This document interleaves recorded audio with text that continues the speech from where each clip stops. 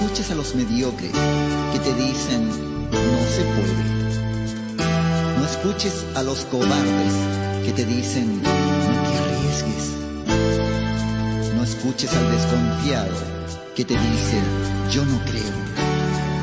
No escuches a los ociosos que te dicen no trabajes.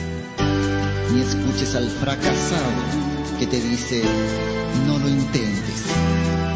Solo escucha al optimista que te dice avanza, puedes.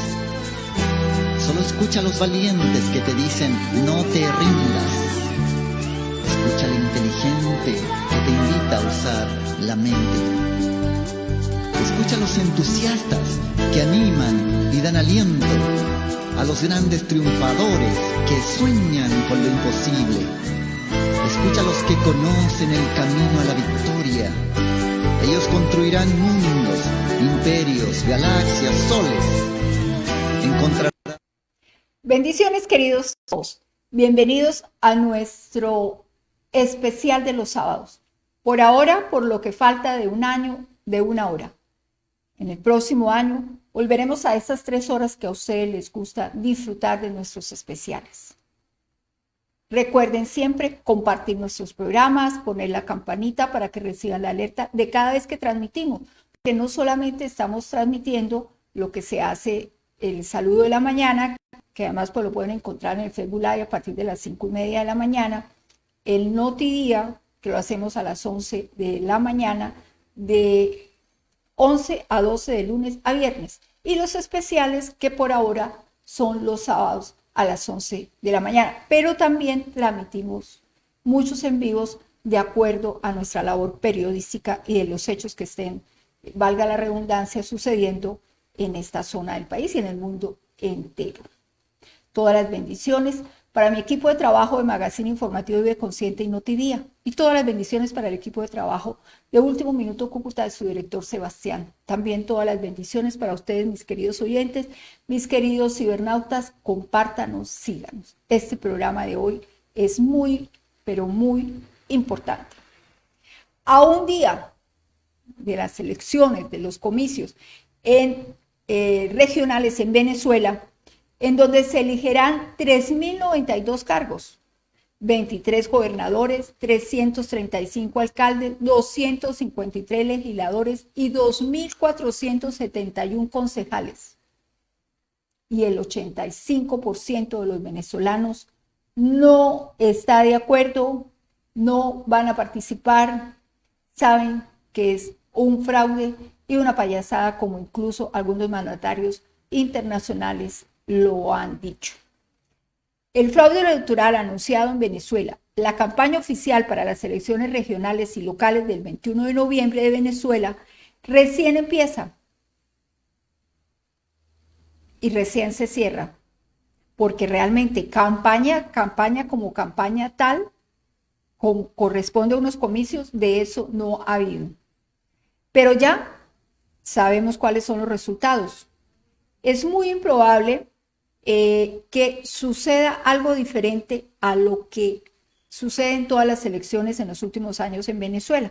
De hecho, sabemos que esas negociaciones que estaban haciéndose en México no han funcionado y no van a funcionar, porque siempre cuando alguien interviene para hacer algún tipo de negociaciones, lo que hace el régimen de narcoterrorista de Maduro y el cartel de los soles es que toman un aire y se apoltronan más en el poder. La pregunta en este nuevo intento de el gobernante venezolano Nicolás Maduro para legitimar su régimen será validado por las misiones internacionales que observan esa elección. Eso es lo que él espera. Pero realmente, aunque la Unión Europea y algunas organizaciones de las Naciones Unidas y el Centro Carter, entre otros, han anunciado que enviarán misiones para observar las elecciones, pero hay muchos temores en círculos opositores de que alguno de estos puedan darle a Maduro una gran victoria propagandista si emiten una declaración sobre las elecciones poco después de la votación que solo se refiere al recuento de votos, en lugar de evaluar todo el proceso electoral desde meses antes. porque es como lo que pasó en Nicaragua, ¿no? Meses antes ponen preso a los que podrían haber derrotado a Ortega, y entonces, claro, el día de las elecciones todo parece tranquilo porque todos los grandes opositores de él están presos. Aquí, unos presos, otros exiliados. Entonces, lo peligroso de esta situación para Venezuela y para nosotros los vecinos, los colombianos y Latinoamérica, es que el hecho de que en esas elecciones esté participando la oposición con la gran esperanza de que de verdad sean buenas elecciones, elecciones correctas, atrajo a los veedores internacionales, y el peligro es que esos veedores internacionales vengan y aprueben esas elecciones y entonces van a legitimar ese régimen narcoterrorista de Venezuela. Guaidó, que es reconocido por Estados Unidos y la mayoría de países como presidente interino luego del fraude electoral de Maduro en el 2018, recordó que el Tribunal Electoral de Venezuela todavía está controlado por Maduro. Los partidos de oposición más grandes han sido intervenidos por el gobierno. Cientos de candidatos de la oposición han sido inhabilitados para competir y hay presos políticos, y la oposición tiene pero muy poco acceso a los medios. El 21 de noviembre puede ser una oposición para los venezolanos movilizar y organizarse, dijo Guaidó. Puede ser una oportunidad también, lo veo yo. Vivimos en una dictadura y debemos buscar espacios seguros para manifestarnos. Agregó que el 85% de los venezolanos rechazan a Maduro, pero en años anteriores hemos protestado y nos han asesinado. Hemos fundado partidos políticos y los han ilegalizado. Entonces hay que aprovechar cualquier espacio de movilización. Y eso es lo que realmente está esperando ese 85% de venezolanos mañana. Como van a haber intervenciones, veedurías internacionales, entonces van a aprovechar todo eso para hacer público muchas cosas que parece que en muchos países estén desconociendo. Cuando le preguntamos el tema a las misiones sectorales de la Unión Europea, la ONU y el Centro Carter ayudan a legitimar una elección fraudulenta, Guaidó dice que espera que se enfoquen en todo el proceso electoral, más que lo que ocurre en el día de las elecciones. De lo contrario, será turismo electoral lo que delegitimará esta misión. Existe el temor en los ciudadanos de oposición que el alto representante para asuntos exteriores de la Unión Europea, el político del Partido Socialista Español, Josep Borrell, pueda validar una victoria fraudulenta de Maduro. Ese es un peligro eminente y esperamos que todo el mundo lo tenga claro, todas las autoridades del mundo lo tengan claro y sobre todo los medios de comunicación lo tengan claro. El español Borrell hizo caso omiso de una información interna de su propio equipo técnico que recomendó no enviar observadores a Venezuela. O sea que eso ya está amañado.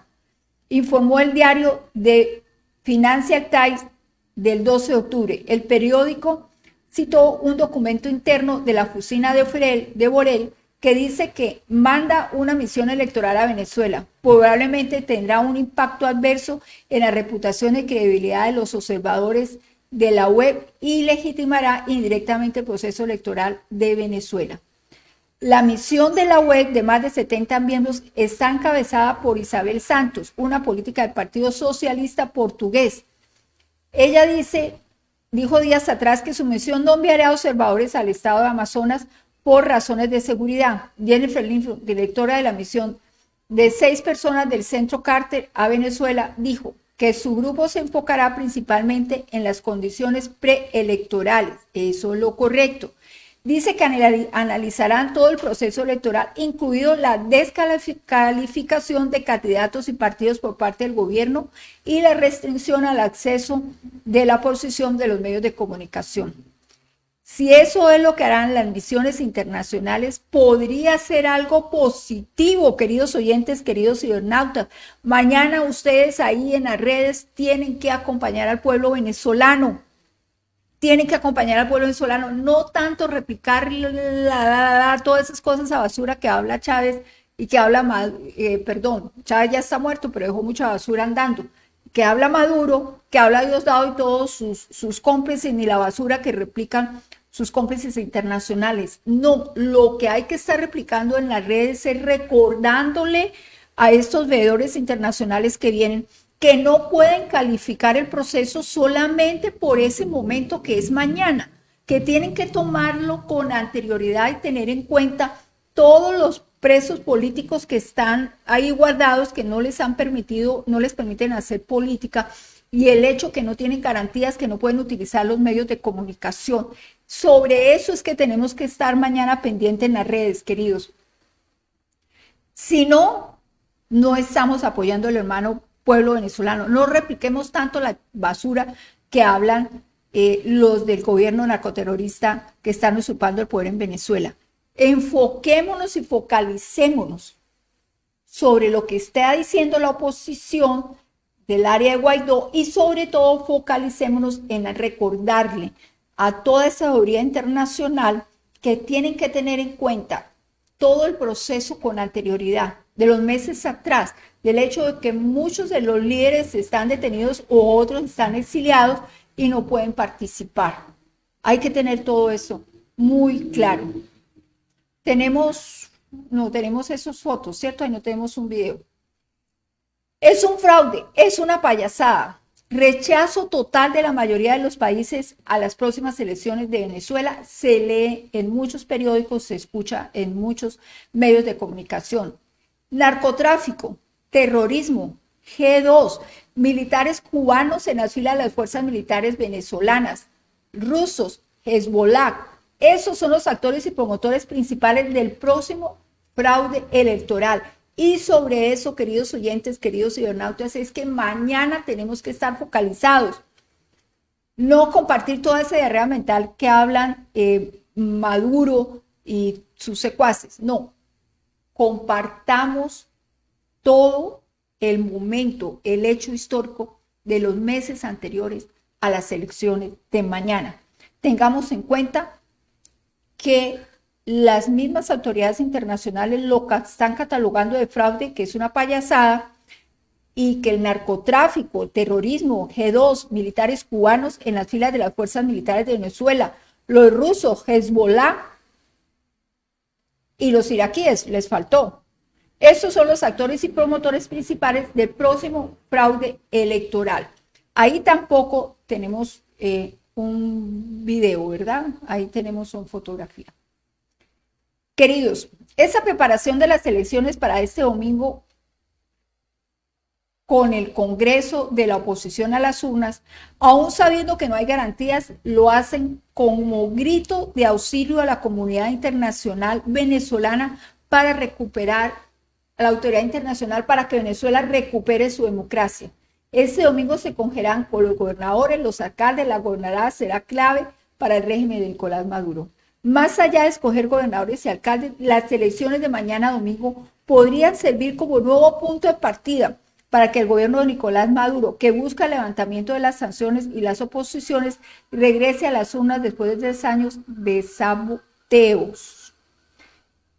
Fracturado y debilitada la oposición, replantea su estrategia al volver al ruedo electoral con la aspiración de las próximas presidenciales en el 2024. Sus principales partidos se negaron a participar en el comicio del 2018, en los que Maduro fue reelegido, y en el 2020, en los que el chavismo recuperó el Parlamento al denunciarlo, y esas públicamente en el mundo entero se denunciaron como fraudulentas. Esa convocatoria a votar de los 30 millones de habitantes de ese país, azotado por la peor crisis económica, es un proceso con 70.000 candidatos y 23 gobernaciones, 335 alcaldías, además de legislaciones regionales y municipales. Esas elecciones serán acompañadas por primera vez en 15 años por una misión de la Unidad Europea desplegada a finales de octubre. Ahora, antes de que se abran las urnas, el opositor venezolano Juan Guaidó denunció que no existe un juego limpio en esas elecciones locales y regionales.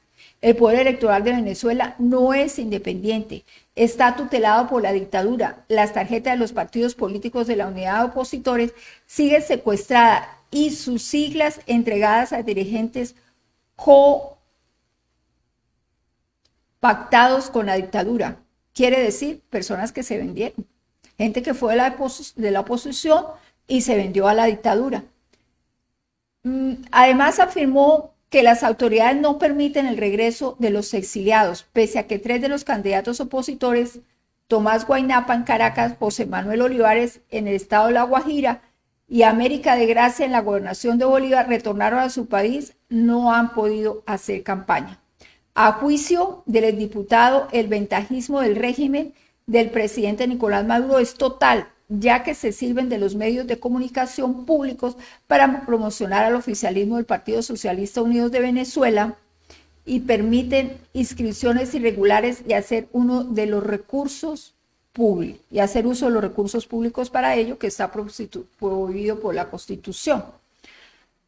Nosotros estuvimos mirando todo el proceso de investigación que hizo la noche y que además el régimen castrochavista siempre ha perseguido a los periodistas de NTN 24.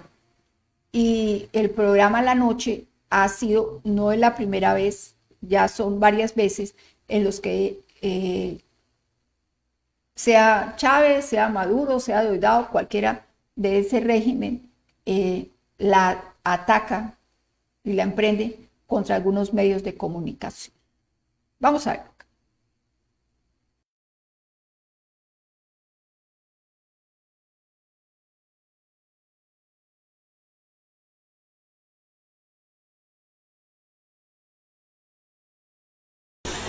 Ninguno la sabía. A mí me la estaban confirmando, si era verdad, porque la publica NTN 24. Maduro volvió a arremeter contra medios de comunicación internacionales a solo 4 días de las votaciones regionales y municipales, donde se eligen a 3.092 cargos, 23 gobernadores, 335 alcaldes, 253 legisladores de consejos legislativos y 2.471 concejales. El líder del régimen de Venezuela atacó a NTN 24 al criticar la publicación de las posiciones de Estados Unidos sobre los comicios. Las elecciones del próximo domingo en Venezuela no reúnen condiciones para ser justas ni libres. Así lo ha dicho al menos Kevin O'Reilly, subsecretario adjunto para las Américas del Departamento de Estado de los Estados Unidos. Este 21 de noviembre Venezuela celebrará elecciones regionales y municipales. NTN 24 es la basura de las basuras. Y normalmente lanza fake news, mentiras, ataques. Cuando hay un ataque sucio, la cloaca NTN 24 es el que lo saca. Contra los movimientos progresistas, contra Venezuela, contra la revolución. Entonces cuando lo vi, lo mandé a confirmar y me lo confirmaron. Dice el titular: Administración Biden advierte que elecciones regionales de Venezuela serán manipuladas. Ya ellos actúan por adelantado, forfeit, para marcar las elecciones de Venezuela. También cargó contra la BOA, La Voz de América y sus corresponsales en Washington. La Voz de América es la radio, es un medio de comunicación radial de la CIA, del gobierno de los Estados Unidos. Es oficial, pues trabaja directamente, quien lo dirige es la CIA. Eso no es secreto, eso es así oficialmente, La Voz de América. La postura de Maduro es reiterativa, pues durante su permanencia en el poder ha censurado y cerrado medios en Venezuela y atacado la prensa libre del mundo. Pero ya está conspirando el Departamento de Estado contra las elecciones de Venezuela. Y yo tengo que alertar al mundo y repudiar las declaraciones insolentes e intervencionistas del Departamento de Estado de los Estados Unidos de Norteamérica.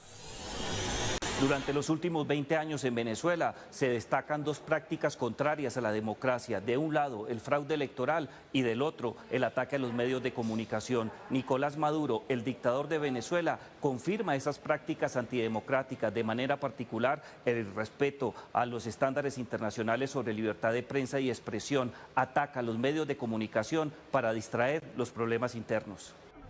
Las votaciones de este domingo tendrán nuevamente observadores de la Unión Europea tras 15 años de ausencia. También habrá participación de una parte de la oposición, pero lo que no tendrá son condiciones para ser justas ni libres, como lo afirmó Kevin O'Reilly, subsecretario adjunto para las Américas del Departamento de Estados Unidos, país que no reconoce la reelección de Maduro en 2018, al igual que otros 50 países, por considerarla fraudulenta.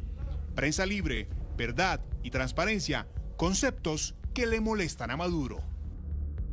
A Venezuela se respeta. Tenemos que hacerla respetar. Y la forma de hacerla respetar es salir a votar y darle con la mano una cachetada al Departamento de Estado con tu voto para que respeten a Venezuela. A votar y a votar. Muy bien, ahí escuchaban ustedes a Nicolás Maduro. Nuevamente pues arremete contra NTN 24. Hoy vamos no solamente pues a analizar el impacto que tienen estas declaraciones para la libertad de prensa, también vamos a estar analizando esas elecciones regionales o estas votaciones, mejor, que se van a dar este domingo en Venezuela, votaciones regionales. Por esa razón saludo hasta ahora en Córdoba, Argentina, a Carlos Jornet, presidente de la Comisión de Libertad de Prensa de la Sociedad Interamericana de Prensa. Señor Carlos, bienvenido al programa La Noche.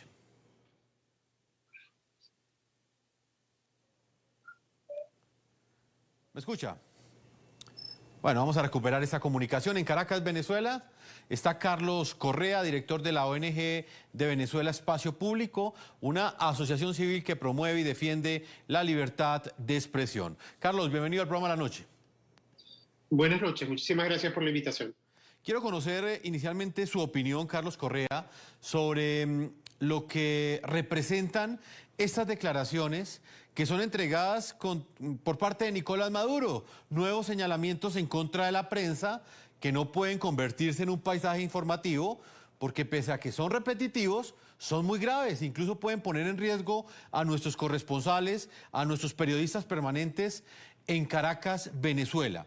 Desde su perspectiva, ¿qué implicaciones para la libertad de prensa, Carlos, tiene este nuevo ataque que protagoniza Nicolás Maduro a solo 4 días de las elecciones contra la prensa en Venezuela? Bueno, básicamente, o sea, nosotros claramente no naturalizamos este tipo de ataques, documentamos todo este tipo de incidentes, pero sí es un patrón recurrente, ¿no? Básicamente, la descalificación de medios, en algunas ocasiones por ser meros transmisores o portadores de opiniones de otros, que es el que en este caso lo que hicieron varios medios, que es reflejar la opinión de un funcionario del Departamento de Estado de los Estados Unidos. Entonces ahí hay un tema recurrente. Recuerda que en los últimos tiempos en Venezuela se han sancionado a medios por precisamente reproducir fielmente lo que decían otros. Y ese es uno de las implicaciones. Y tú señalas uno de los riesgos cuando se hacen este tipo de declaraciones. Aumenta el riesgo para aquellas personas que van a hacer cobertura porque no hay control de personas que pueden sencillamente agredir a los reporteros y periodistas, y en ocasiones se ha detectado que funcionarios actúan haciéndose pasar como personas que no están uniformadas, que no son funcionarios policiales o militares, y atropellan a la prensa. Esto es un tema muy grave porque además sitúa muchas veces a los medios de comunicación como enemigos. Y eso en Venezuela está documentado, nosotros lo hemos documentado de manera recurrente, muchas veces se puede y se ha traducido en violencia contra los periodistas, ¿no? Carlos Jornet, presidente de la Comisión de Libertad de Prensa de la Sociedad Interamericana de Prensa.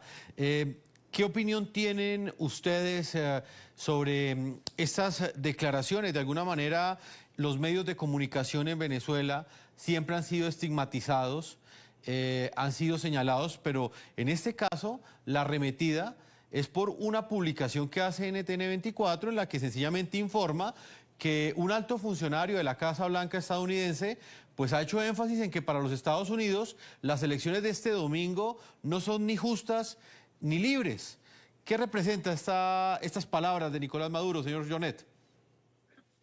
Bueno, obviamente que nos preocupan, pero al mismo tiempo no nos sorprenden, ¿no? Porque Diosdado Cabello arremetió contra el Nacional, por ejemplo, en Caracas, y no solo lo hizo verbalmente, sino que hizo un juicio que terminó con una condena por 13 millones de dólares por el solo hecho de haber publicado una información que se ajustaba a la realidad, a los hechos de lo que había ocurrido, y que además había sido reproducida por decenas de diarios en todo el mundo. Entonces es una actitud, una práctica recurrente del chavismo, en este caso de Maduro y sus secuaces, pero además es una práctica que es común ya en esta llamada multinacional de los dictadores latinoamericanos, que lo que están haciendo es repetir las mismas prácticas en países como Nicaragua, Cuba o Venezuela. Señor Carlos Jornet, otro de los agravantes de estas declaraciones o señalamientos o acusaciones, como las queramos calificar, es el siguiente. Nicolás Maduro hace esta declaración a solamente 4 días de las elecciones regionales que tendrán lugar este domingo en Venezuela. Para que haya democracia, no solamente tienen que haber votos, también tiene que permitirse a la prensa ejercer su trabajo.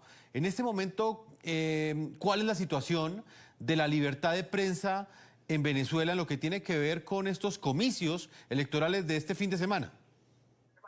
Bueno, claramente es una libertad totalmente asfixiada por el régimen. Prácticamente quedan muy pocas voces que buscan ejercer el periodismo independiente, porque a todas las ha ido coartando, buscando asfixiarlas económicamente, persiguiéndolas con juicios como los que acabo de comentar.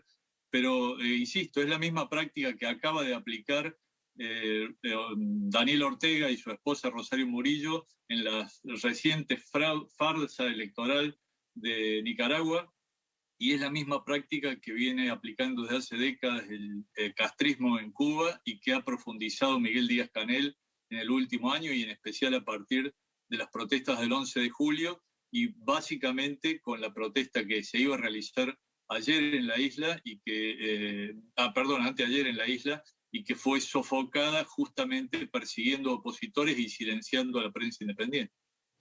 Carlos Correa, le planteo esa misma pregunta. El agravante de este señalamiento es que esta vez Nicolás Maduro arremete contra La Voz de América y contra NTN 24 en momentos en que los venezolanos se preparan para un nuevo proceso electoral, que para algunos son unas simples votaciones, que lo único que buscan es darle un disfraz democrático a una dictadura.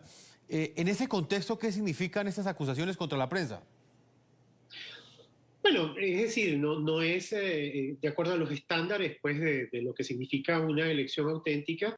Los ataques a la prensa son un indicador de la regresión de esas garantías, ¿no? Y eso es un poco lo que tenemos en Venezuela. No solo es eso, sino también el ecosistema de medios en Venezuela es un ecosistema muy deprimido, es decir, buena parte de los medios que quedan en Venezuela son radios y televisoras, pero eso no significa que esas radios y televisoras puedan actuar libremente, ¿no?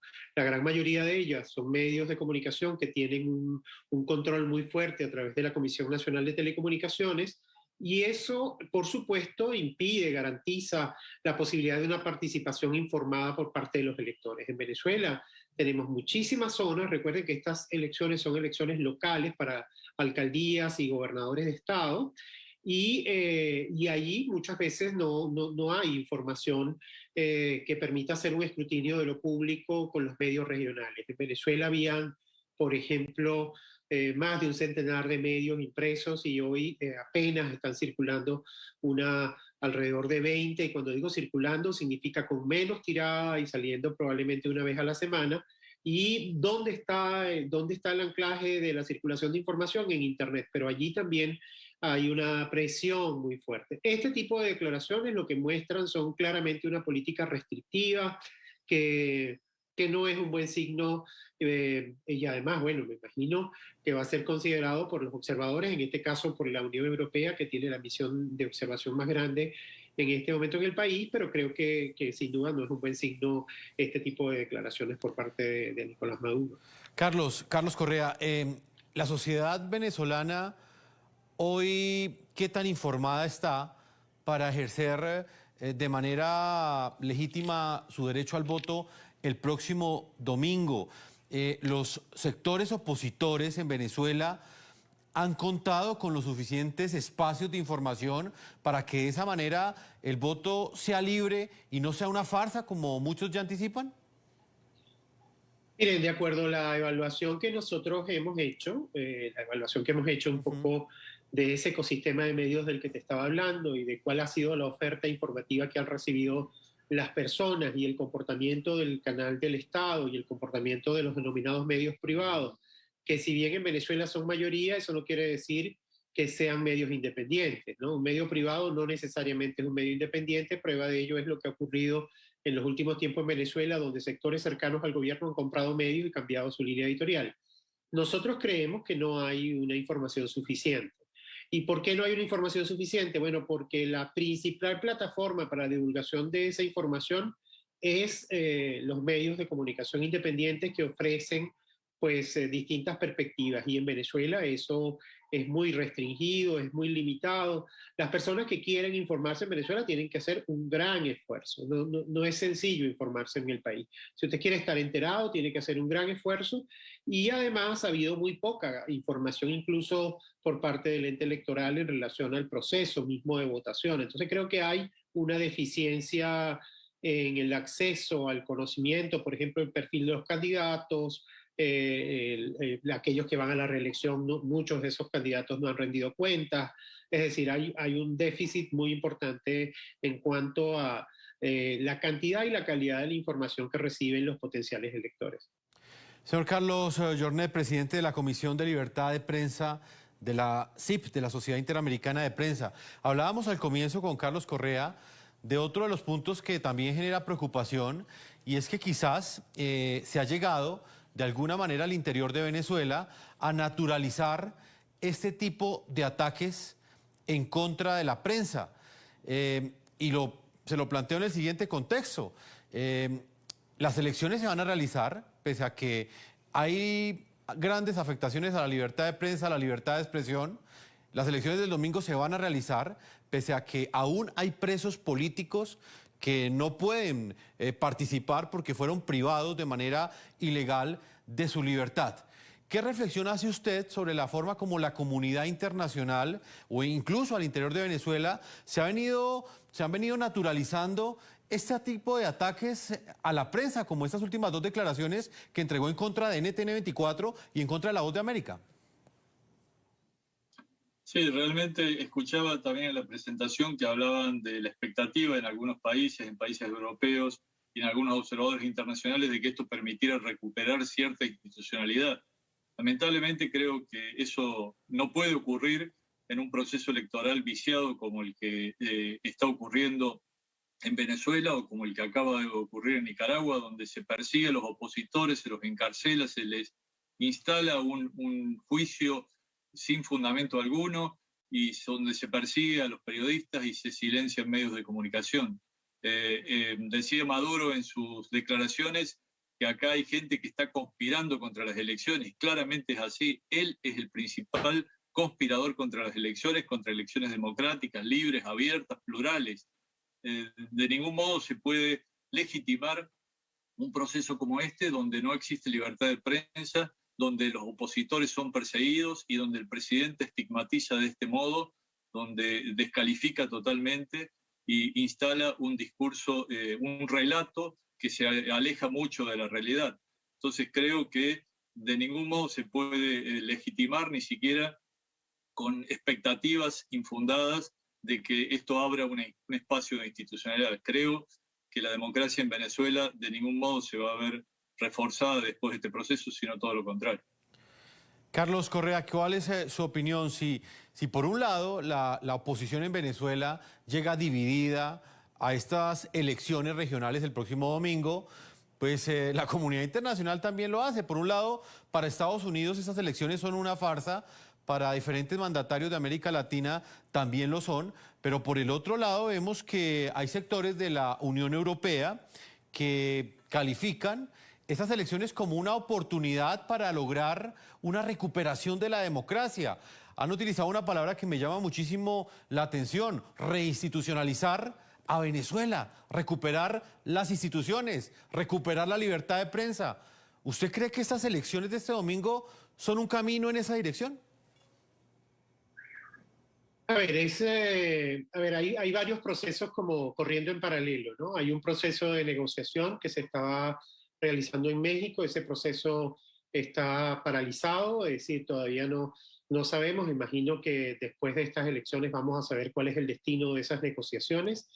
Creo que hay sectores políticos en el país que han considerado que es importante participar, y eso tiene que ver con la reserva o el carácter democrático de la sociedad venezolana. La sociedad venezolana quiere efectivamente participar en elecciones auténticas y quiere que efectivamente eso sirva para transformar la realidad del país, que sencillamente no cumple, no satisface, tanto en el plano de lo económico-social, la emergencia humanitaria y miles de razones, ¿no? Entonces ahí hay un debate en el que no hay un consenso en el conjunto de la sociedad venezolana en relación a cuál es la mejor estrategia. Ahora, en estas elecciones están participando importantes actores políticos de la oposición. Están participando actores que que apoyan y que están alrededor de la figura de Juan Guaidó. Y además de eso, hay un Consejo Nacional Electoral que ha transformado algunas de las condiciones más adversas que se presentaron en los eventos electorales anteriores, que están dando algunas condiciones como por ejemplo la revisión del registro, el mecanismo de participación. No son todas las garantías las que están en este proceso electoral. Es muy difícil pensar si este escenario es el más conveniente. En todo caso, hay una enorme expectativa en la sociedad venezolana de encontrar un camino para resolver los enormes desafíos institucionales. Este es un paso. Creo que la participación electoral, hay que ver cuáles son los resultados, cómo y de qué manera se van a dar, ¿no? En este momento es muy difícil hacer previsiones porque es una elección muy grande. Se van a elegir más de 3.000 cargos, entonces es muy difícil hacer una previsión. Sí. Creo que hay un sector importante de esa oposición democrática que ha decidido participar. Nosotros estamos haciendo monitoreo de que se cumplan los estándares mínimos, los estándares que obligan, tanto en nuestro caso en el campo de la libertad de expresión, nosotros estamos diciendo no se han cumplido, y por lo tanto es un factor que afecta la credibilidad de estas elecciones, precisamente porque la gente no tiene la información suficiente. Pero yo no sabría decirles con toda claridad esto no es lo más adecuado, porque creo que hay también muchísima gente que se está movilizando genuinamente. Ya hay generaciones de políticos jóvenes que han decidido participar en estas elecciones y que creen que es el mejor camino para tratar de reconstruir esa institucionalidad. Creo que hay que dejar que... Muy seguramente ellos confían en que ese es el mejor camino, y sí. Incluso muchos sectores lo creen así, que otro camino va a ser mejor que la misma democracia. El problema no es el camino, el problema muchas veces son las garantías que ofrecen en ese momento quienes controlan el poder electoral en Venezuela. Y todos sabemos que ese poder es controlado por la tiranía. Señor Carlos Jornet, presidente de la Comisión de Libertad de Prensa de la Sociedad Interamericana de Prensa, quiero hacerle una pregunta que me parece bien importante, porque pues realmente es una de las grandes conclusiones o tristes conclusiones que algunos sectores han sacado frente a lo que ha sido esta lucha por recuperar no solamente la democracia, sino la libertad de prensa en Venezuela. Esta tiranía se instauró hace más de 21 años en Venezuela. Llegó al poder prometiendo que iba a respetar la democracia, y cuando llegó a la presidencia, en ese caso Hugo Chávez, lo que hizo fue acabar con todas las instituciones de Venezuela.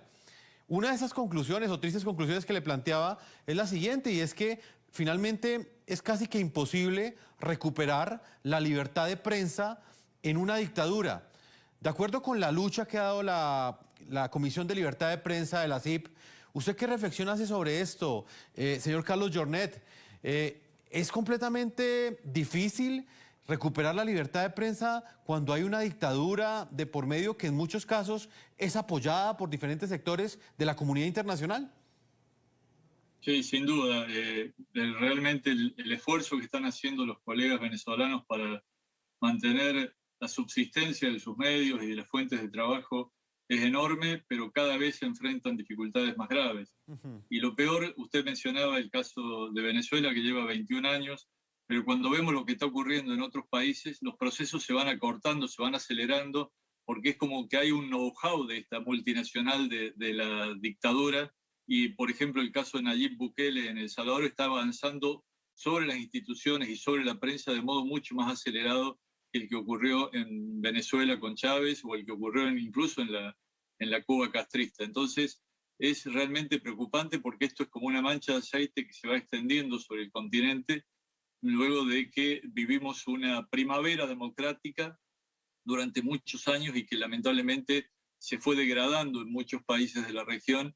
Y hoy estamos viviendo este triángulo de las Bermudas donde naufraga la libertad de expresión, donde está Nicaragua, Cuba, Venezuela y donde tal vez pronto tengamos que ubicar también a El Salvador y ojalá no se sigan sumando otros países con la misma metodología de sojuzgamiento, de ahogamiento de la libertad de expresión y de prensa.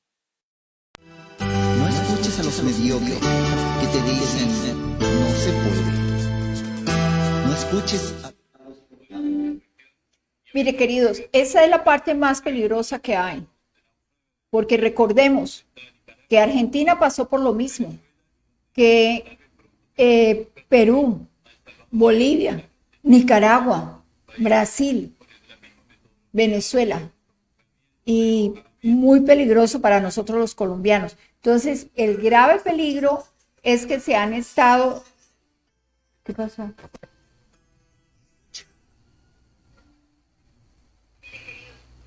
¿Digo algo que...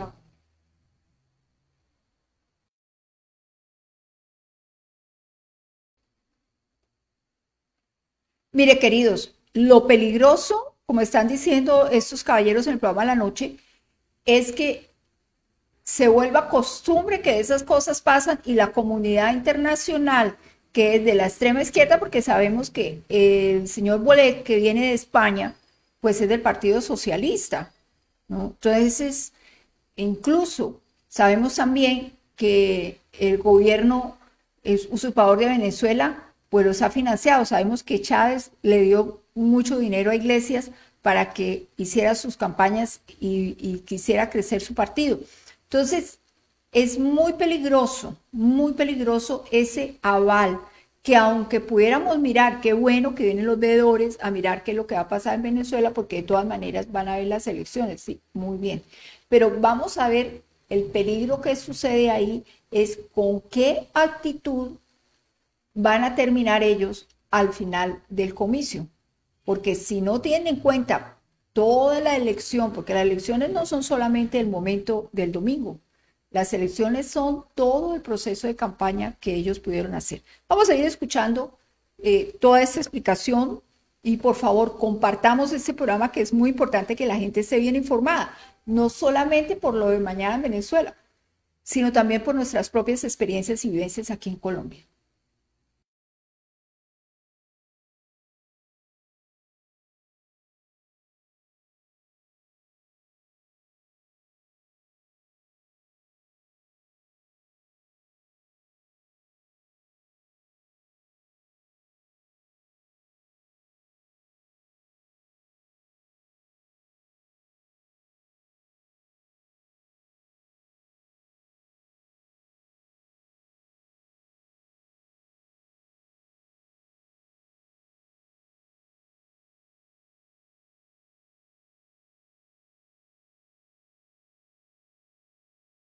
Tenga vivo, vigoroso en América Latina.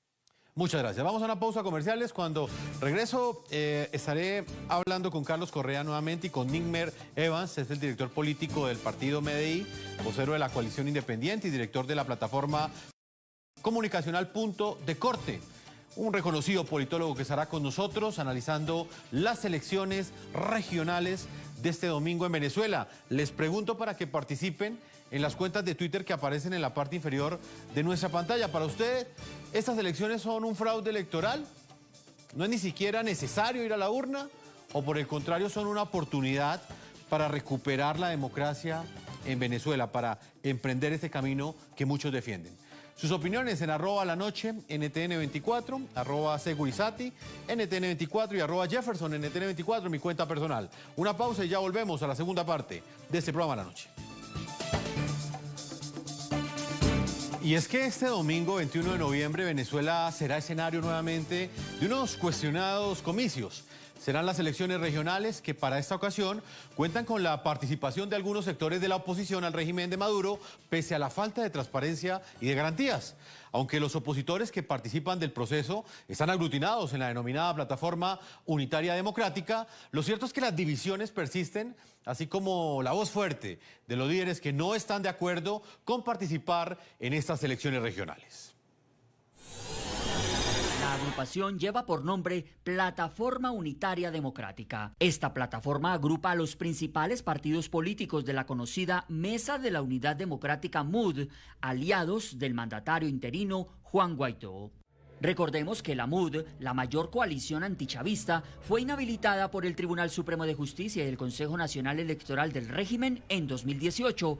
3 años antes, esta alianza opositora había logrado imponerse como mayoría en la Asamblea Nacional.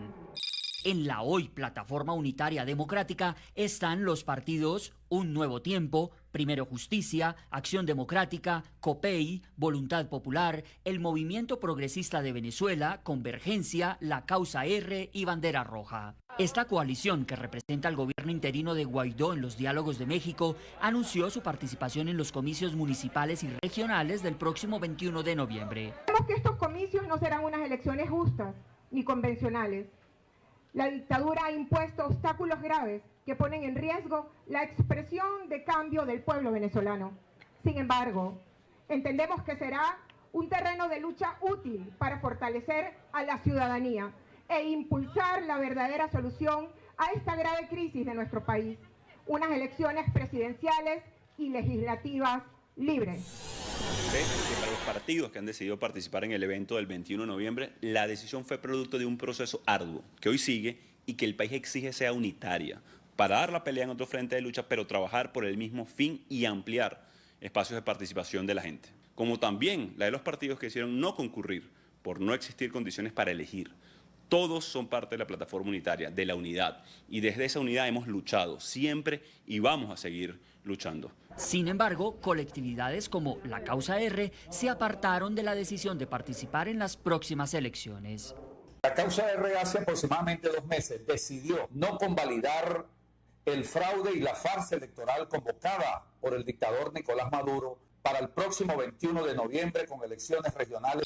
De la Plataforma Unitaria Democrática de Venezuela hace parte el G4, es decir, el grupo de los 4 grandes partidos de la oposición al régimen dictatorial de Maduro. Voluntad Popular, que lidera Leopoldo López, Acción Democrática, liderado históricamente por Henry Ramos Alup, Un Nuevo Tiempo, cuya cabeza representativa es Manuel Rosales, y Primero Justicia, del que su líder histórico ha sido Enrique Capriles. Bueno, yo creo que hay que votar, yo lo creo. Y creo que hay que motivar a la gente, y creo que hay que organizar a la gente, y creo que hay que salir a ser la voz de la gente. Esa es mi visión. Hay gente que puede discrepar de mí, tiene todo su derecho, porque al final el voto es de cada persona y cada persona decide con su voto lo que quiera hacer. Pero yo voy a hacer uso de mi voto e invito a la gente a que se exprese, a que haga uso de esa arma, que no se la regale al régimen, no se la regale. Me alegra mucho ver a Capriles Radonsky en campaña y ahora voy a ser feliz viendo a Capriles Radonsky recorriendo Venezuela otra vez como líder de la oposición que es. Y voy a ser feliz viendo a Henry Ramos Alup recorriendo el país otra vez. En otra orilla muy distinta de la postura de la Plataforma Unitaria Democrática están líderes como el exalcalde metropolitano de Caracas, Antonio Ledesma, y la líder del partido 20 Venezuela, María Corina Machado, una de las más férreas opositoras a la dictadura de Maduro. Ambos insisten en que el diálogo de México es una herramienta que usa el régimen para ganar tiempo y buscar la legitimidad y el reconocimiento de Maduro ante la comunidad internacional. También están en contra de ir a los comicios de noviembre. Porque aquí ya no hay espacio para ingenuidad. Es que yo no sabía. No sabían. Señores, aquí han habido 32 elecciones, 15 referendos y 14 diálogos. No me vengan a decir que no saben lo que está pasando.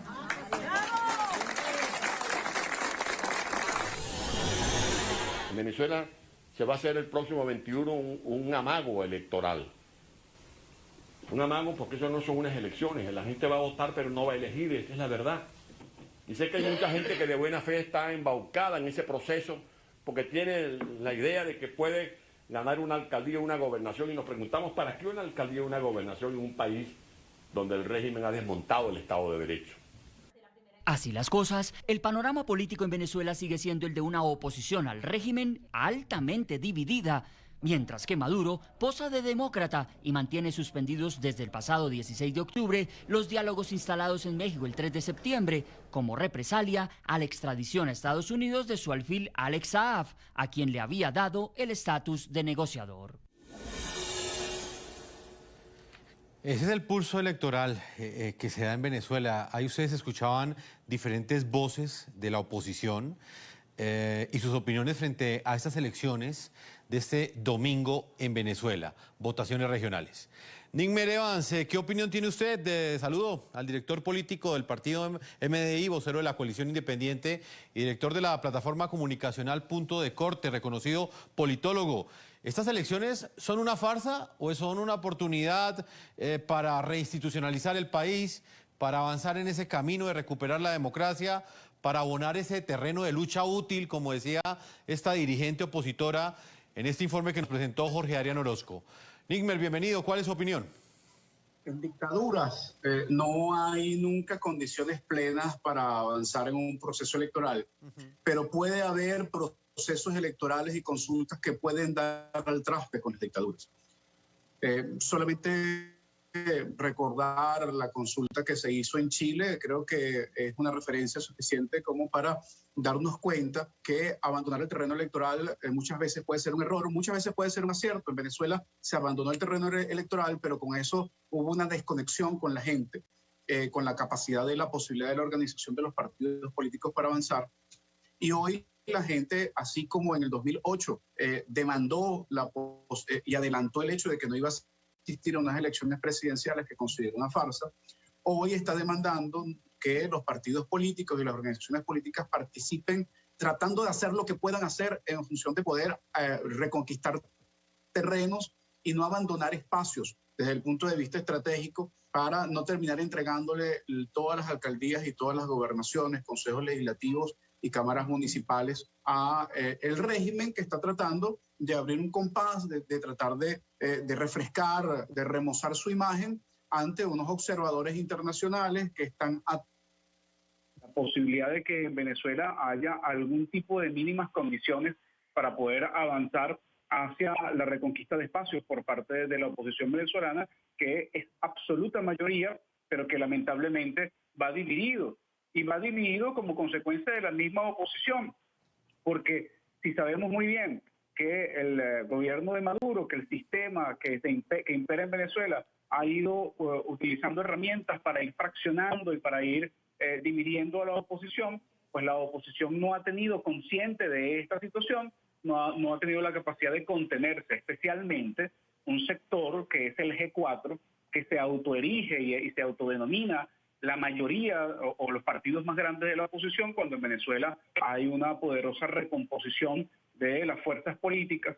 Lamentablemente estos partidos ya no son lo que representaban en el 2015, cuando se ganó la Asamblea Nacional de una manera tan mayoritaria, y además han utilizado métodos inadecuados, disfrazados de unidad, para tratar de imponer líneas al punto de que han llegado al último día de posibilidad de inscripción de los candidatos para estas elecciones regionales a decir que van a participar después de que había una cantidad importante de candidatos inscritos que habían solicitado primarias para el desarrollo de algún método transparente que permitiera ir unificados verdaderamente hacia este proceso electoral.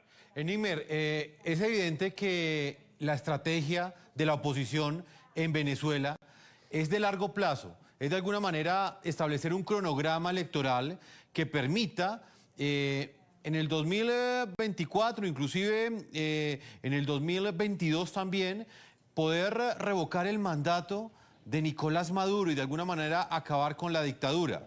Eso es lo que tiene que ver con la estrategia de la oposición. Pero ¿cuál cree usted que es la estrategia del chavismo? No podemos creernos el cuento que es una actitud altruista de abrirle paso a la democracia. ¿Cuál es el juego de Nicolás Maduro este domingo? Es importante observar primero que aún el referéndum revocatorio no es una postura unificada de la oposición, sin embargo es la opción más válida después del 21 de noviembre, es la opción que va a terminar generando, forzando la unidad de la oposición después del 21 de noviembre. Creo que hay sectores de la oposición que no tienen proyectos a mediano y largo plazo y que muchas veces funcionan de manera reactiva, y eso es un grave problema, especialmente para quienes asumen alguna parte de la conducción. En relación con tu pregunta, sin duda que hay un método que le ha funcionado muy bien al régimen, al sistema político en Venezuela y al régimen que lo representa, que es el ganar tiempo. La posibilidad de que todo se genere con base en el desgaste para poder seguir preservándose en el tiempo mientras sigue minando a la oposición venezolana en búsqueda de mecanismos que sigan dividiendo a la oposición y que lamentablemente no permita avanzar. Sin embargo, este 21 de noviembre creo que va a pasar un fenómeno importante en Venezuela, que es la posibilidad de el emerger de nuevos liderazgos dentro de la oposición a partir de esto.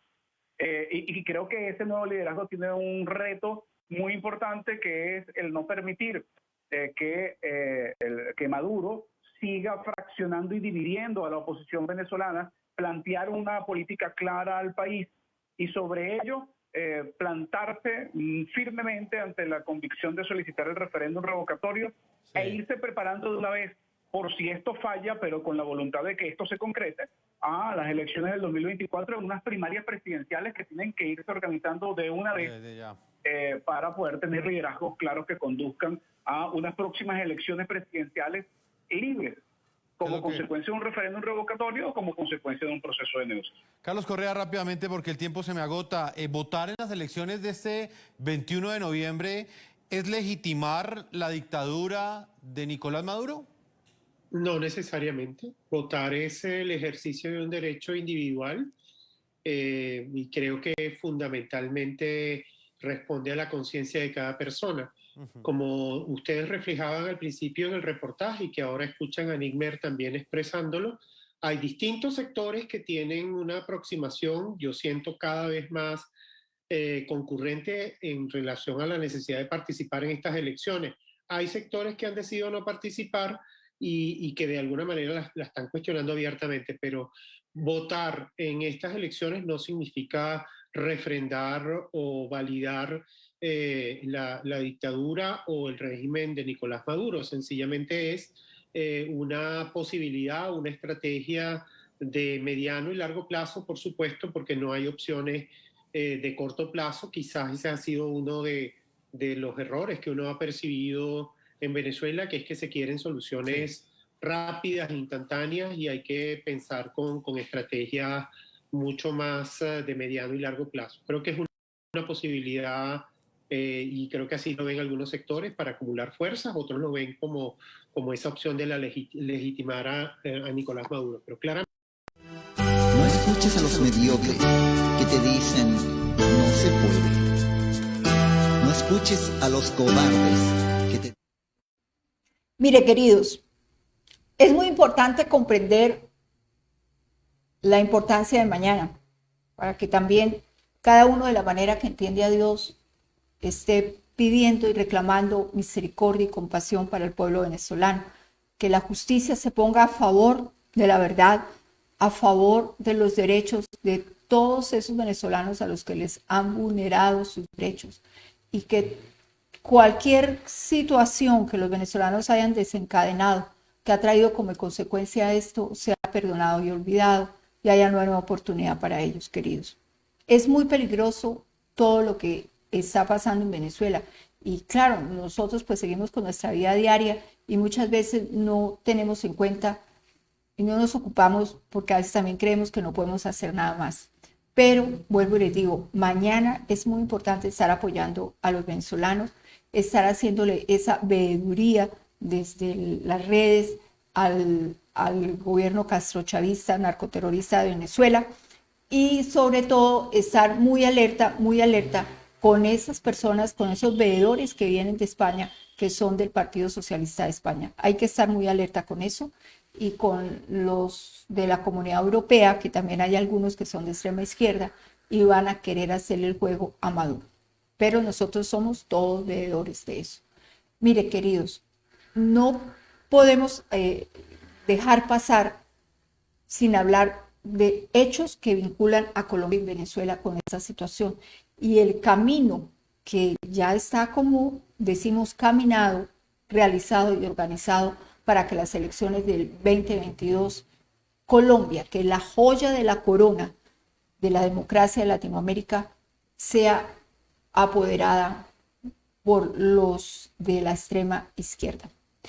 Recordemos que tiene 60 años Cuba, 60 años de cautiverio, de esclavitud, porque es una esclavitud a lo que han estado sometidos los cubanos, como a lo que han estado sometidos los venezolanos, como a los que también hemos estado sometidos nosotros los colombianos, con todos esos secuestros y esas barbaries de las guerrillas. Incluso lo acabamos de pasar, fuimos secuestrados por unas tomas guerrilleras que dijeron que era un paro y que lo que realmente era una toma guerrillera articulada por el ELN, la FARC, y a esos jóvenes, que no son tan jóvenes algunos, pero que de todas maneras los entrenaron y los usurparon y que llegamos a conocer como la primera línea y que han estado gestionando o gestionaron que tuvieran fuero político. Porque así es como opera la extrema izquierda, queridos. Ellos se van camuflando y nosotros los demócratas perezosos que no leemos, que no estudiamos, que no investigamos, pues las cosas pasan enfrente de nosotros y no nos damos cuenta. El candidato a la presidencia de Colombia, Petro, que en ese momento lidera las encuestas, pero eso no es nada de asustarse. No, él lidera las encuestas porque él empezó a hacer campaña hace mucho y pues todavía no sabemos por qué se lo han permitido, pero él empezó a hacer campaña hace mucho, no sabemos por qué la justicia colombiana no ha dicho nada y quienes han dicho y han puesto demandas por eso todavía no le han contestado. No sabemos, no, sí sabemos desafortunadamente que la justicia en Colombia hay que hacerle una muy buena reforma. Pero Petro, íntimo amigo, cómplice del castrochavismo, porque no es que Chávez adoctrinó a Petro, no, fue Petro el que adoctrinó a Chávez. Petro fue embajador, delegado, comisionado por el gobierno de Cuba para que fuera el asesor económico de Chávez. Los Castro de Cuba eligieron a Petro del M-19, acostumbrado al terrorismo, que no es cierto que era solamente un ideólogo. Todos sabemos que él no era ideólogo, que era gatillero. Todos conocemos la verdad, la historia de Petro. Los únicos que no la conocen son los niñitos de ahorita de la nueva generación, pero los demás sí la conocemos.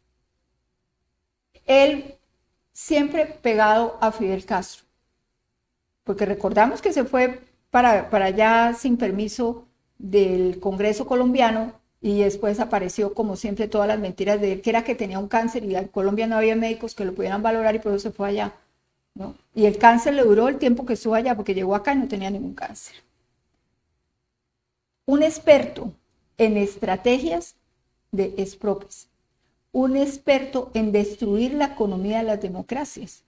Y ese fue el asesor financiero que Fidel Castro le puso a Chávez. Ojo con esto, queridos oyentes, queridos cibernautas. Petro sí fue el asesor de Chávez en la construcción de Venezuela, de la Venezuela socialista. el candidato a la presidencia, Gustavo Petro, intenta desmarcarse y tribalizar la información y los hechos que rodean su relación con el chavismo y el gobierno de Nicolás Maduro, que lo podría estar apoyando. No sería extraño, el exalcalde no solo comparte la visión política de la dictadura, sino que fue admirador y amigo asesor de Hugo Chávez en lo que él mismo llamó el nacimiento del neopopulismo. En la publicación de una entrevista publicada en la revista Dainer del 27 de junio de 2003, Petro funge como vocero y representante, como uno de los más cercanos asesores de Chávez en el nuevo modelo que se estaba gestando en ese momento en Venezuela. Recordemos también que lo trajo a Colombia, que lo llevó a las universidades, que le hizo el lobby en Colombia, pero lo más importante es que a muchos colombianos nos consta que él, su esposa y su exesposa estaban de asesores en Miraflores. Allá lo vimos en el Palacio de Miraflores varias veces. Él es corresponsable de cada vez que vemos migrantes por toda Latinoamérica, venezolanos, sabemos que Petro es corresponsable de todo lo que ha pasado en Venezuela. La relación de Petro con la FARC tampoco es algo que está oculto, es algo que es público. Así a la hora quiera desmarcarse de ellos, no lo puede hacer. Ahí están los registros fotográficos, ahí está la historia que muestra. Lamentablemente, la generación que vivimos y convivimos y conocemos esa historia, no nos pegamos a la red ni tenemos las bodeguitas que tiene Petro, ni la manipulación con los jóvenes como ellos hacen. Pero ahí está la información y es su corresponsabilidad, querido oyente, querido cibernauta, de utilice las redes para poner en conocimiento todas estas cosas. De ahí tenemos videos, no. La congresista de Estados Unidos, María Elvira Salazar, dice que Petro es un terrorista. Durante una audiencia del legislativo de Estados Unidos, la congresista afirmó que Gustavo Petro es alguien que está socavando la democracia en Colombia. La congresista republicana de los Estados Unidos, María Elvira Salazar, conocida por ser una defensora de los derechos de los cubanos en el país norteamericano, aseguró en una audiencia legislativa norteamericana sobre las elecciones en Colombia, específicamente sobre el papel de Gustavo Petro en las mismas. Durante su carrera como periodista, Salazar cubrió varios frentes de noticias en Latinoamérica, incluyendo Colombia, por lo que afirmó tener la voz y el conocimiento para poder referirse a temas puntuales, como es el caso de las elecciones en el país. Así como cuando yo hablo de todos estos temas, lo hablo con propiedad porque lo viví y lo padecí. De acuerdo con lo dicho por la congresista durante la audiencia del Comité de Asuntos Exteriores de la Cámara de Representantes con el candidato Gustavo Petro, Colombia sufre la amenaza del socialismo.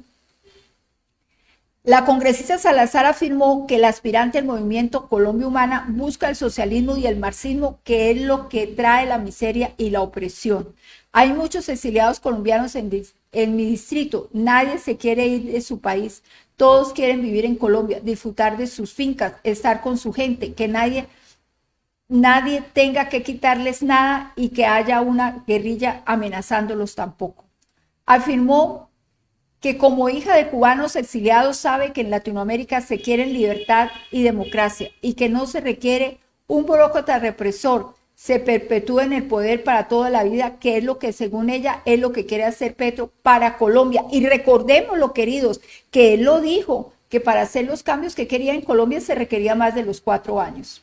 Igualmente, la congresista aseguró que la administración de Joe Biden no conoce quién es Gustavo Petro y por ello quiere encargarse de contarle personalmente quién es el candidato presidencial y el riesgo que corre el país con el militante guerrillero de la colombiano del M-19.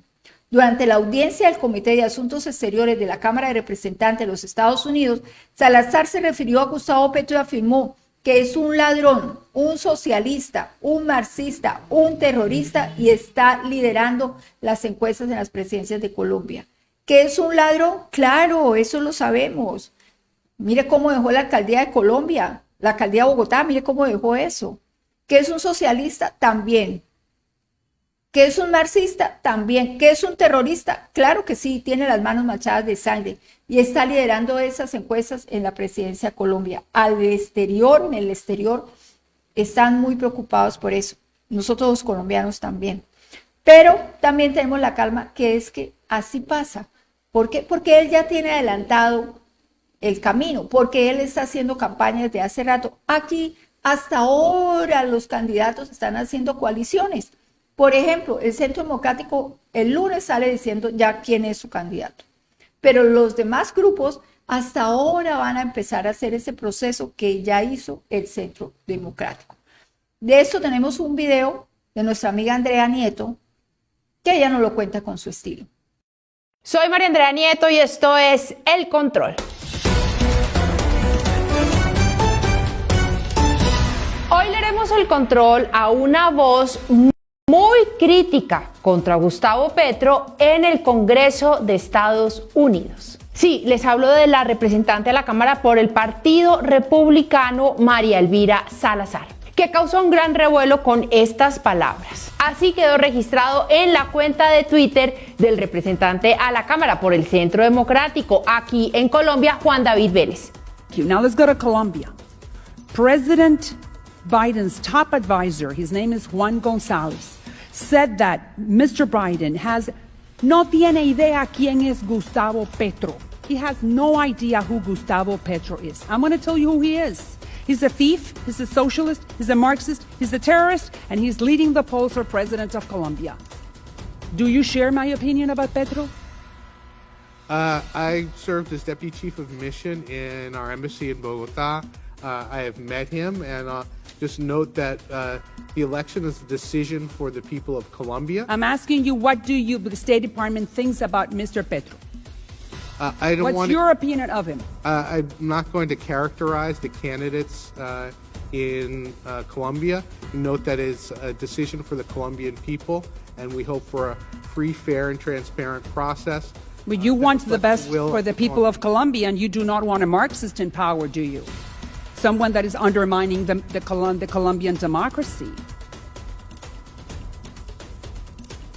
I'm asking you. We look forward to a free, fair, and transparent process in Colombia that reflects the will of the Colombian people. We have a long-standing alliance. La intervención de la congresista se dio en el marco de una audiencia del Comité de Asuntos Exteriores de la Cámara de Representantes, en donde la congresista Salazar afirmó que Gustavo Petro era una amenaza del socialismo para Colombia. Pues bien, Petro se enfureció y esto puso en su cuenta de Twitter. Uribe intervino ilegalmente en Estados Unidos para elegir esta congresista y ahora ella interviene en la decisión libre de la ciudadanía colombiana.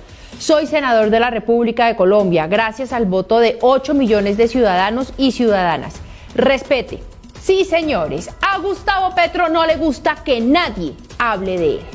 Pero eso sí, él sí puede hablar del que quiera. Ahí es donde no se entiende cómo es que le funciona al senador Petro la ley del embudo. Pero Petro sí puede decir que él es senador de la República por cuenta de haber perdido en segunda vuelta contra Iván Duque, haber sacado 8 millones de votos y que según lo que establece la democracia colombiana en estos tiempos es que el perdedor pasa a ser senador de la República. Sin embargo, no reconoce que Iván Duque ganó a la presidencia de la República con más de 10 millones de votos y Petro le dice a eso que Duque es un dictador.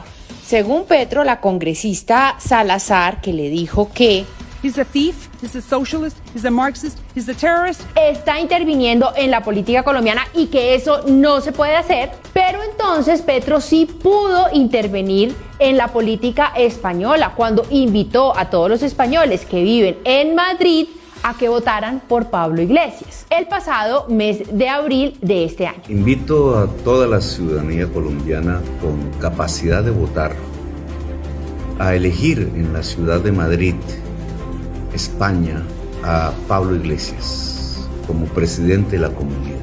¿Por qué Petro sí puede hacer esto? O como por ejemplo cuando él, siendo senador, opinó sobre las elecciones presidenciales en Estados Unidos entre Joe Biden y el entonces presidente Donald Trump. Recordemos algunos de sus trinos. Si Sanders pierde ante Biden, Biden no le ganará a Trump. Si Trump es de nuevo elegido, ese día será el primer día del derrumbe de la humanidad. Pareciera que los pueblos cavan sus propias tumbas. O como cuando, por ejemplo, habló con el senador Bernie Sanders para solicitar ayuda a Colombia. Acabo de terminar una conversación telefónica con el senador y ex candidato presidencial Bernie Sanders. Hemos hablado de 3 temas: auspiciar una misión electoral del Centro Carter con expertos en informática para auditar el software de cómputo electoral; observar que la ayuda militar y policial de los Estados Unidos a Colombia se supedite al estricto cumplimiento de los derechos humanos en el país; estrechar los lazos entre el progresismo de los Estados Unidos y el colombiano. Y esta no es una elección entre Trump y Biden, sino una elección sobre la democracia y el autoritarismo. Exactamente lo mismo que sucede en Colombia. Estamos en una lucha por la democracia y en contra de la dictadura. ¿Por qué Petro sí puede hacer esto? ¿Porque es un ex guerrillero o un ex revolucionario? Pues la congresista María Elvira Salazar, que debió haberse enterado de la ira de Gustavo Petro, ira con tufillo a machismo, porque Petro no resiste que ninguna mujer se atreva a cuestionarlo. Le dijo que la evidencia es aplastante en su contra, caballero. Marxista, miembro de la Juventud Comunista, terrorista, comandante Andrés del M-19, ladrón, preso 16 meses por robo de armas en 1985, socialista, socialismo siglo XXI para Colombia, olvidé, admirador de Fidel, Hugo y Daniel. Como brava esa congresista, Petro acudió a la plenaria del Senado a pedirle apoyo a sus compañeros senadores para su defensa, pero la solicitud no estuvo como bien tramitada. Y les dijo a los senadores que, a menos de que el Congreso de la República piense que yo soy un terrorista y un ladrón, y la justicia colombiana jamás ha dicho eso, amerita una nota como corporación a un parlamento extranjero para decirles que no pueden meterse en la política interna de Colombia. Creo que el presidente del Congreso debe dirigir una carta al Congreso de los Estados Unidos. Pero como les dije, la declaración no tuvo eco dentro de sus compañeros y la petición se quedó sin respaldo político. Y se los pongo al revés: si un congresista demócrata hubiera criticado al gobierno de Duque o a Uribe, la izquierda acá en Colombia hubiera dicho: uy, el Congreso de Estados Unidos está preocupadísimo por la situación política acá en Colombia. Ahí sí les conviene, pero al revés, como en el caso de Petro, ni que se atrevan, porque todos se despelucan. Todo parece indicar que a Petro no le gusta que le recuerden su pasado guerrillero, cuando perteneció al M-19, una guerrilla que trabajó para el asesino y despiadado narcotraficante Pablo Escobar, una guerrilla que no fue un grupo de inconformes, sino de criminales que secuestraban y asesinaban colombianos, que quemaron vivos a los magistrados en el Palacio de Justicia, y todos lo vimos por televisión. Y sí, una guerrilla que recibió un indulto, y todos sus miembros, incluido Gustavo Petro, gozan de la libertad de la democracia, y Petro sigue intentando ser presidente de Colombia. Pero para Petro, un guerrillero tiene la justificación de secuestrar, asesinar, torturar, traficar con drogas en nombre de la revolución. Pero no, las cosas al derecho y como son. Y senador Petro, no me vaya a salir ahora con que entonces todos los colombianos tenemos que demostrar y seguirle a usted la idea de que el presidente Iván Duque es un dictador y que vivimos en un narcoestado. Es que hay que entender el contexto de por qué es que Petro está tan amargado en estos días. Pues obvio, con la candidatura de Alex Char a la presidencia de la República. Se le dañó el caminado en la costa. Es que a vuelo de pájaro son 1 millón de votos. No más.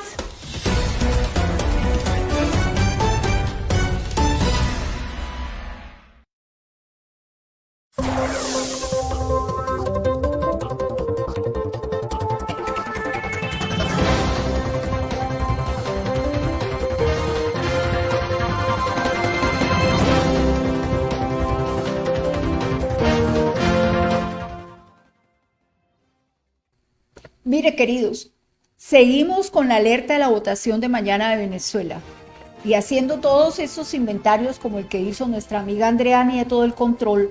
Tenemos otro inventario otra senadora, o es senadora, Piedad Córdoba, que no solamente se ha enriquecido a nivel personal, que ha defendido las tesis del castrochavismo, que ha dicho que Chávez es el mejor presidente del mundo, que apoya a Maduro, que su delfín está preso en Estados Unidos ahorita, porque ella fue la que hizo el puente para que Saad se volviera ese gran amigo del gobierno de Maduro y usara su habilidad personal, porque no era que tuviera unas grandes relaciones y conexiones en Colombia, pero sí es muy ágil. Y ella es corresponsable de todo ese derroche de dinero que hubo en Venezuela. Porque tenemos a nuestros hermanos venezolanos caminando por toda Latinoamérica, porque ese país está en quiebra. El país más rico de Latinoamérica, uno de los países más ricos del mundo, ¿cómo lo quebraron? Pues ¿cómo no lo iban a quebrar si estuvieron todo el tiempo sacando el dinero? Minas completas de oro les daban. Y recordemos que desde la época de Chávez, el dinero se invirtió en cosas que no se han debido invertir. Claro, si uno lo piensa, dice, bueno, que haya construido unas casas en Ecuador, que haya construido unas casas en Perú, eso fue algo bueno. Pero no lo hizo con la intención por el pueblo. Lo hizo con la intención de atornillar en el poder su lenguaje, su criterio, su costumbre comunista. Tenemos un video de eso, ¿verdad, Lox? Vamos a mirar aquí, queridos, ojo pelado con eso, que así es como actúan los de la izquierda. Ellos quieren llegar al poder para destruir los países y ordeñarlos y quedarse con sus riquezas. Porque ¿cuándo ha visto usted lo que hace Petro? Petro jamás, Petro y Bolívar promueven la primera línea, pero nunca hemos visto a los hijos de Petro ni de Bolívar con los chicos de la primera línea. Son ellos los chicos de la primera línea ahí de carne y cañón, pero los hijos de Petro, los hijos de Bolívar viviendo estrato 20. Estos jóvenes de la primera línea muchas veces con zapatos rotos. ¿Y cuáles son los tipos de zapatos que Petro se pone? ¿Cómo es la casa en la que vive Petro? Igual a lo que hacía Chávez, ¿no? Chávez con guayaberas igual que las de Fidel Castro, viviendo estilo de vida estrato 10. Y todos esos muchachos de los colectivos que les corrompió la mente, que los corrompió en el alma, viviendo estrato -0. Porque así es la extrema izquierda. Miremos Rusia, ¿cómo se viste Putin? Además de que es un bizcocho. ¿Cómo se viste? Pero su pueblo, a ellos les tasan toda la alimentación, la carne, los huevos, el pescado, toda la alimentación. Ojo con esto, queridos. Sigamos apoyando a nuestros hermanos venezolanos. Foco en las redes, recordándole a los socialistas que están a los veedores socialistas que vinieron y están ahí en Venezuela, recordándoles que el resto de la humanidad tenemos los ojos sobre ellos. Vamos a ver ese video que nos complementa todo lo que hemos estado hablando hoy. Nuestras fuentes dicen que en ese acercamiento tuvo mucho que ver la senadora Córdoba, Piedad Córdoba. Sí. Yo traté para el primer perfil que hice de estos dos señores, traté de buscarla a ella para que me diera la versión, porque yo sabía que ella era tan cercana que iba a una mansión que él alquiló en París y salía de compras con la esposa de Saab, porque me dicen que a la senadora Córdoba le gusta mucho la ropa fina y las joyas. Durante la investigación yo tuve la oportunidad de mirar, de leer entre Alex Saab y la senadora, y entre Alex Saab y dos hijos, y los dos hijos de la senadora. Va más allá de una relación formal o de identidad política por la causa palestina. Se entran en discusiones muy personales de las preferencias que tiene la mamá por un hijo, por el otro. Se entran en detalles de algo que tiene que pagarle Saab, unos pasajes. Bueno, acaban de escuchar ustedes. Queridos, compartan el programa, compártanlo, acompáñenos a cuidar la democracia, a defender los valores, la ética, la propiedad privada, a mostrar siempre la verdad. Acompáñenos, ustedes, mis queridos amigos que me siguen de Chile, de Nicaragua, de Argentina, de Brasil, de España y diferentes partes del mundo. Acompáñenme a cuidar la democracia, no solamente la de Colombia, la de Latinoamérica. Por favor, informémonos bien y no perdamos tiempo en las redes multiplicando las babosadas que dicen personajes tan peligrosos como Maduro. No, invertamos ese tiempo en las redes es mostrando la verdad. Queridos, mañana un día muy importante. Por favor, cada cual como se conecta con Dios, con la divinidad, pida por la democracia de Latinoamérica. Mañana elecciones presidenciales en Chile. Mi amada Chile, que destruyeron el metro y sale una muchacha medio tarada a decir, se despertó Chile. Claro, se despertó, pero sin medio de transporte. El mejor medio de transporte de Latinoamérica lo acabaron en un proceso igualito al que hicieron aquí en Cali, en Medellín, al que hicieron aquí en Bogotá. Igualitico. Una mezcla de los colectivos que entrenaron en Venezuela, adoctrinados con una mezcla del ELN y las demás guerrillas de Latinoamérica. Y casi acaban con Chile. Dos candidatos para mañana, el uno de la extrema derecha y el otro de la extrema izquierda. Esos son los favoritos. Allá no hay tanto peligro en el sentido de que vaya a ser fraudulenta las elecciones. Más sin embargo, sabemos que cuando cogen alguna ventaja, los partidos comunistas y socialistas, ellos infiltran la justicia, infiltran la educación e infiltran los sistemas electorales. Eso lo sabemos que es histórico, porque es que hay que conocer la historia de los países, ¿no? Y no haya leída de las redes, donde cada cual pega la mentira que quiere, sino sobre los hechos reales. Quiero pedirles que nos observemos hoy, tengamos la mente y el corazón en el lado positivo y constructivo, pidamos misericordia por nuestros hijos, por nuestras descendencias, por los hijos, los jóvenes de Latinoamérica, por las generaciones que vienen, que la luz venza la injusticia, que la luz, el derecho, el bien, la justicia esté sobre la maldad que son los sistemas narcoterroristas de la extrema izquierda de Latinoamérica, incluyendo la de Europa también. Creo que no se nos quedó algo, ¿no? Ok, queridos. Mañana a las 6 de la mañana van a encontrar la información de nuestro trabajo de calidad de vida que tenemos todos los días. Nos vemos el lunes. También a las 6 de la mañana van a tener la información y a las 11 de la mañana el Notidía. Y dentro de 8 días nos volvemos a ver con los especiales. Los quiero. Síganos. Activen la campanita. Compartan en las redes. Apóyenos en ese tránsito que estamos haciendo de la radio y la televisión a lo digital. Apóyenos en esa tarea titánica que Magazine Informativo tiene, que yo tengo y quienes trabajan conmigo, de defender las democracias, los valores, la ética, la familia y los derechos. Los quiero. Feliz fin de semana. Que Dios los bendiga.